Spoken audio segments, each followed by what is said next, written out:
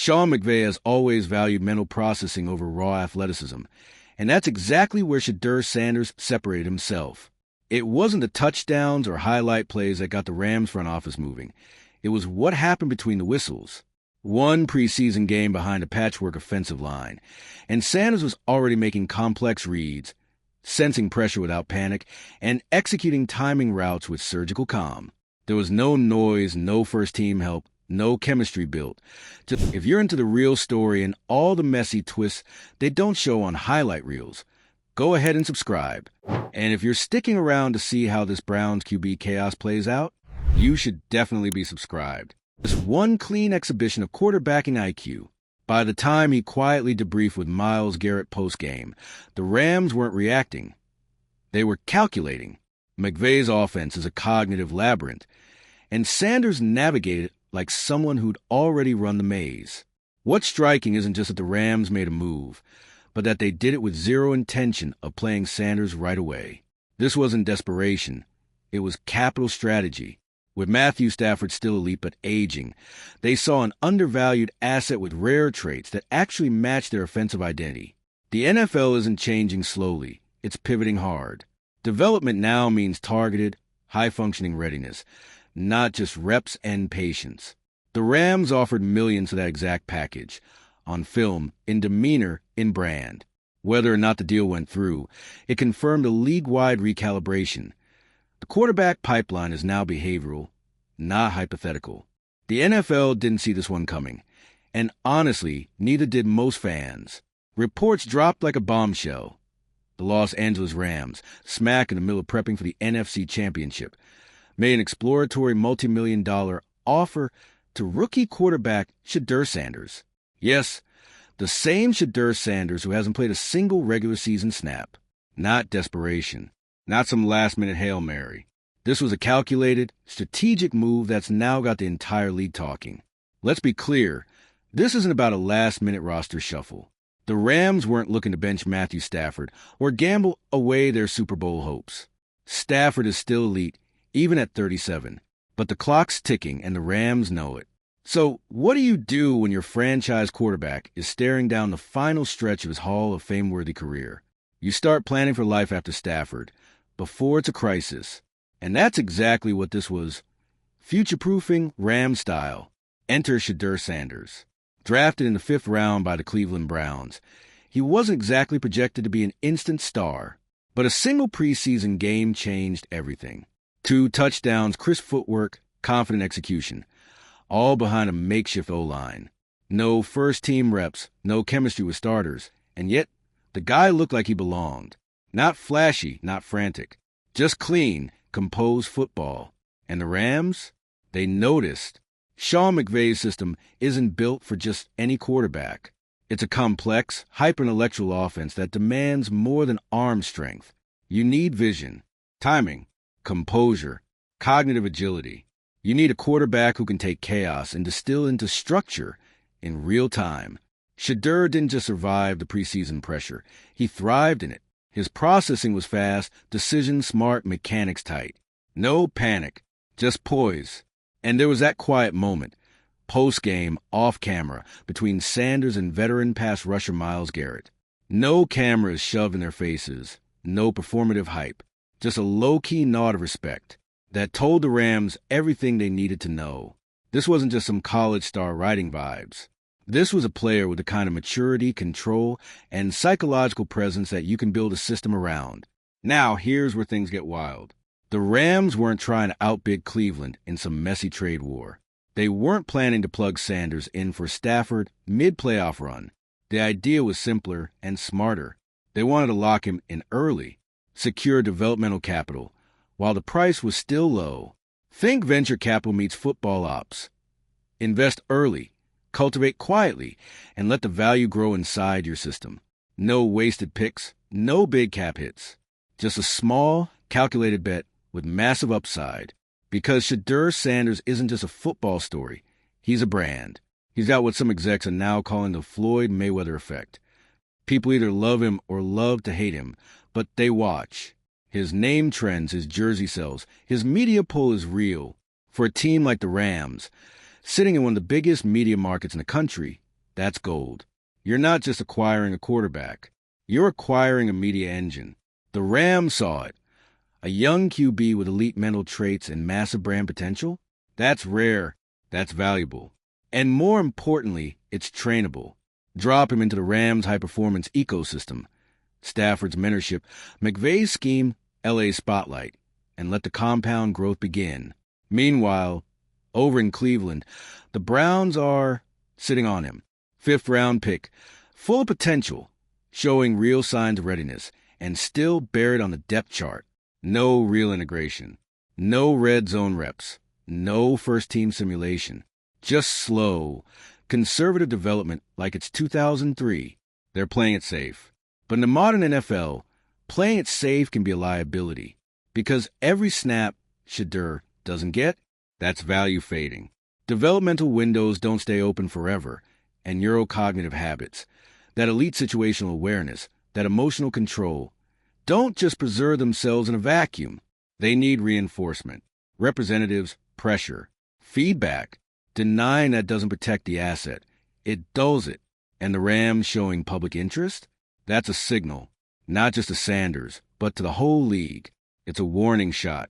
We see what you don't, and we're not waiting around. For Cleveland, it's not just a depth chart decision anymore. It's a referendum on how they evaluate talent.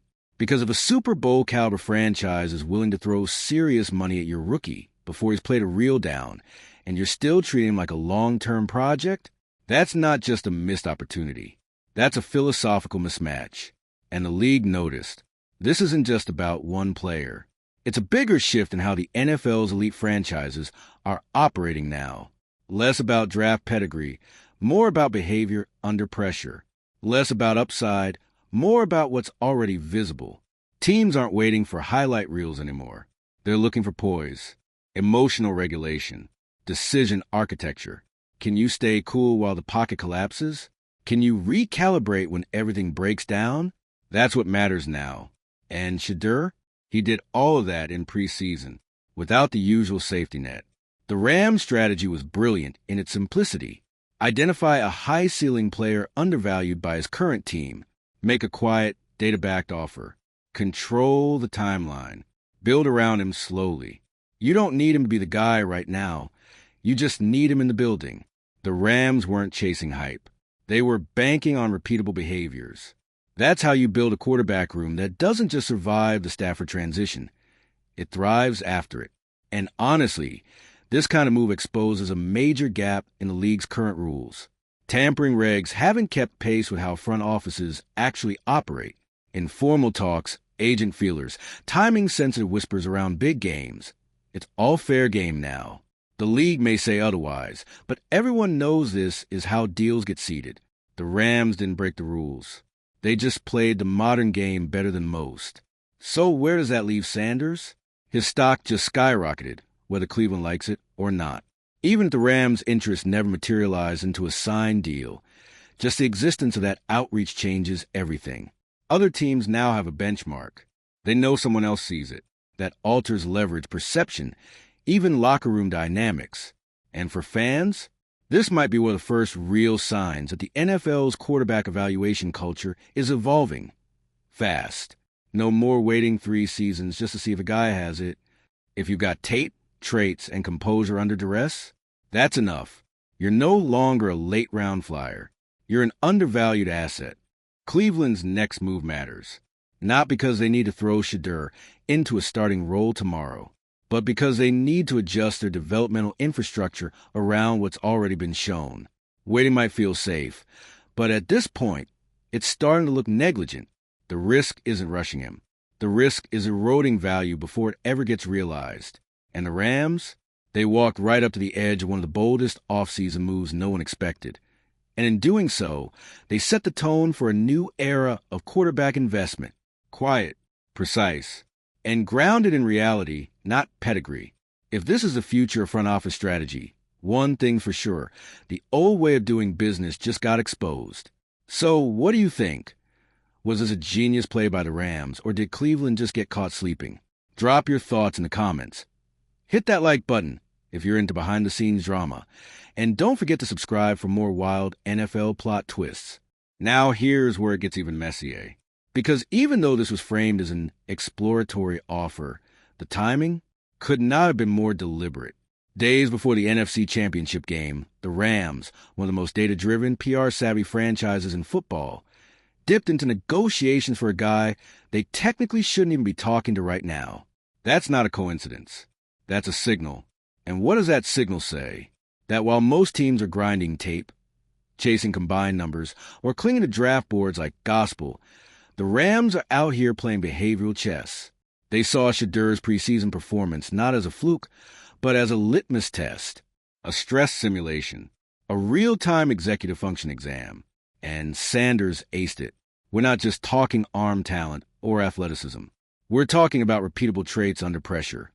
The internal clock, the ability to sense edge rushers before they're even visible, the poise to reset a broken play, the processing speed to make the right read without the cushion of a perfect pocket.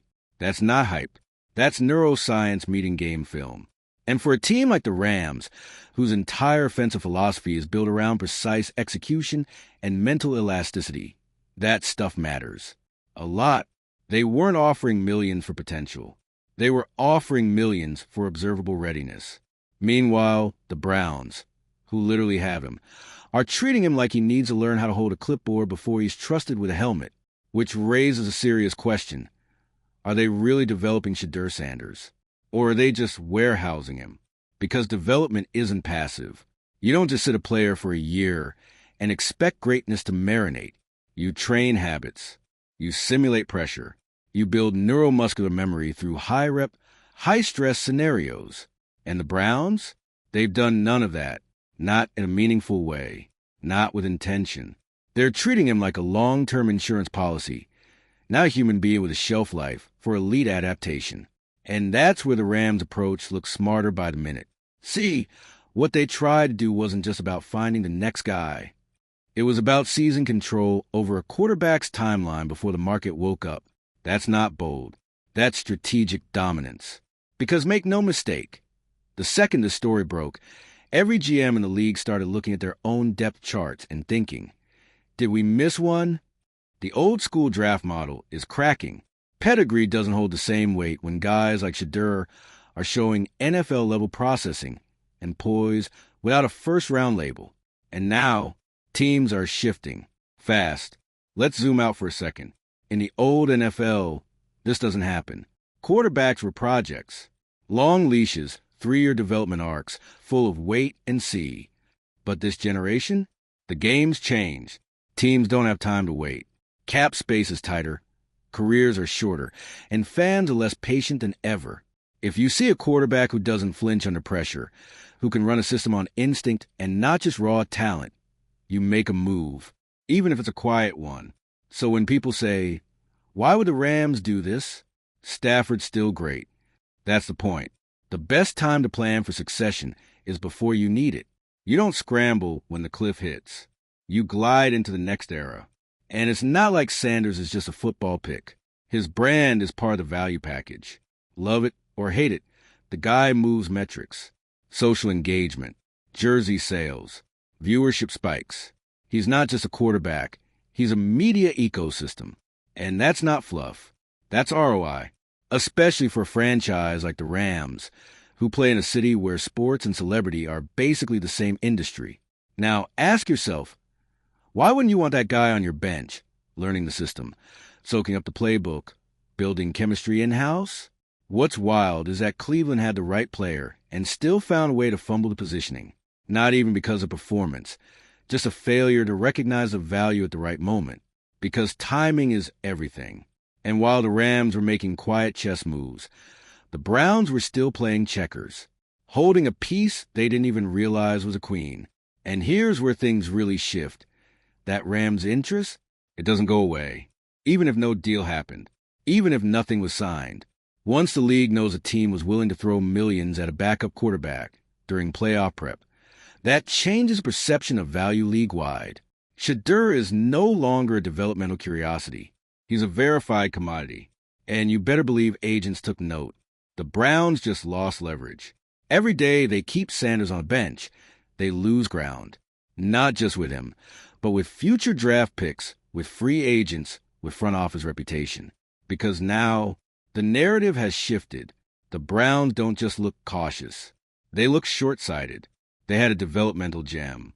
And instead of building a path to maximize it, they stuck him in limbo. And sure, they might say, he needs more time, or it's about the system.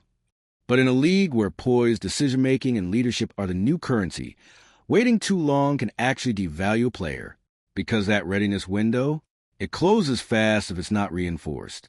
Confidence erodes without reps. Processing speed dulls without live fire. The Browns aren't just delaying, they're risking deterioration. Meanwhile, Sean McVay and the Rams, they saw the whole picture. Football value, brand value, development value, all wrapped up in a player who showed NFL-ready traits before he even hit the regular season. They didn't just want a quarterback. They wanted time with him, time to shape, time to build, time to compound value inside their own system. It's a brilliant model. Quiet acquisitions, low cap cost, zero draft trade, and potentially massive upside. Why drop a top 5 pick and pray when you can spot undervalued talent and build them up behind the scenes? So what now? The NFL has a new blueprint, and Shedeur Sanders is at the center of it. This story isn't over. If anything, it's just the start, and you can feel the tension rising. Because when other teams start sniffing around and the media pressure builds and fans start chanting for him, it's going to force Cleveland's hand. They'll either have to elevate him or risk being the team that sat on a future star while someone else cashed in. And the Rams, whether or not this deal happens, they've already won. Because they told the world they're watching closer than anyone, that they don't wait for permission to act. And that even in the middle of a championship run, they're already thinking 3 steps ahead. That's how elite organizations stay elite. And now that the dust is settling, you have to ask, what's really stopping Cleveland from handing Shedeur the keys? It's not lack of talent. We've seen the tape. It's not immaturity. He's calm, collected, and had vets like Myles Garrett taking notice. And it's definitely not the system. Because if Sean McVay believes Shedeur could learn his playbook, which is basically a mental-level mind maze, then what excuse does Cleveland have? Let's call it what it is. Fear disruption. See, the NFL has this deeply ingrained pecking order. Veterans get the benefit of the doubt. Draft position still sways decision-making, even when the tape tells a different story. Rookies are supposed to wait their turn.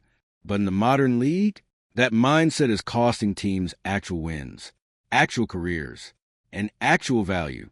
The Browns drafted Sanders with long-term upside in mind, but they didn't realize just how short that timeline could be. When a 5th-rounder comes in and shows starting-level mental acuity and pocket presence, you don't sit on that. You capitalize. Or someone else will. Which brings us back to the Rams. Their whole pitch wasn't, come start for us. It was, come grow with us. That's a whole different vibe. That's saying we see you. We believe in what you already are, not just what you might be someday. They weren't betting on hope. They were betting on film, behavior, and emotional intelligence. Traits that don't fade under pressure. Traits that get sharper in systems like McVay's, where mental precision is a currency. And let's not forget, the Rams could have ignored him. They didn't need this distraction. They're a playoff team with real momentum and no shortage of media attention. But they made the call anyway. Why? Because they understand what the rest of the league is just starting to wake up to. Quarterback value is no longer about waiting 3 years and seeing what shakes out. It's about spotting traits early, investing smartly, and creating an environment where those traits get reinforced, not buried. Meanwhile, the Browns, they're playing defense. Not on the field. Organizationally, their failure to react to the Rams' interest exposes something deeper. A fear of rocking the boat, of messing with the status quo. But here's the thing. Status quos don't win rings. Forward-thinking, calculated risks do. So now, Shedeur is stuck in the middle of 2 timelines. One moving too slow. One almost moving faster than the league can process. And the difference between the two isn't talent. It's vision. Let's talk about that vision for a second. The Rams front office is operating with a startup mentality. Aggressive, lean, adaptive. They saw a quarterback not just as a position to fill, but as an asset class, one that affects merchandise, ticket sales, media narratives, and yes, actual football performance. And in Shedeur, they saw what Wall Street would call a mispriced asset. High upside, undervalued, and sitting idle in someone else's warehouse. And what do the best organizations do with mispriced assets? They move fast, quietly, precisely, before the rest of the market catches on. That's what makes this whole thing so brilliant. The Rams didn't even need to land Sanders for the play to make an impact, just trying to get him sent shockwaves. It forced Cleveland into the spotlight, forced other GMs to take notice, and forced fans to start asking, wait, is this guy the real deal? Suddenly, the Browns have a PR problem and a developmental one, because if they keep him sidelined now, it starts to look less like strategy and more like stubbornness. And stubbornness in today's NFL is expensive. It costs you players. It costs you trust. It costs you future deals when agents start steering client away from your building because they don't want to get buried behind institutional inertia. And here's where it gets ironic. By doing nothing, Cleveland has created more chaos than if they had just played him, because now the locker room knows, the fans know, the agents know. A Super Bowl contending team wanted your backup badly enough to open the checkbook during championship week. That changes perception. And in the NFL, perception is power. Let's not kid ourselves. If the Browns blink now and start him, it'll look like they folded under pressure. If they don't, it'll look like they're ignoring potential for the sake of pride. There's no easy out here, just varying levels of accountability. And you know who's loving every second of this? The Rams. They're already ahead of the curve. Even if they never get Shedeur, they've proven they're watching smarter, acting faster, playing the long game, while everyone else is just surviving the current week. This whole thing, it's more than a contract negotiation or a scouting win. It's a clear divide between two kinds of franchises, the ones who wait for certainty and the ones who create it. So, what would you do if you were running the Browns? Stick to the long plan and risk losing a player with rare behavioral assets? Or rewire your strategy to fit the reality staring you in the face? You know where we're headed. Drop your take in the comments. Hit that like if you're into NFL drama that goes deeper than headlines. And subscribe if you're ready for more behind-the-scenes strategy wars that are changing the league from the inside out.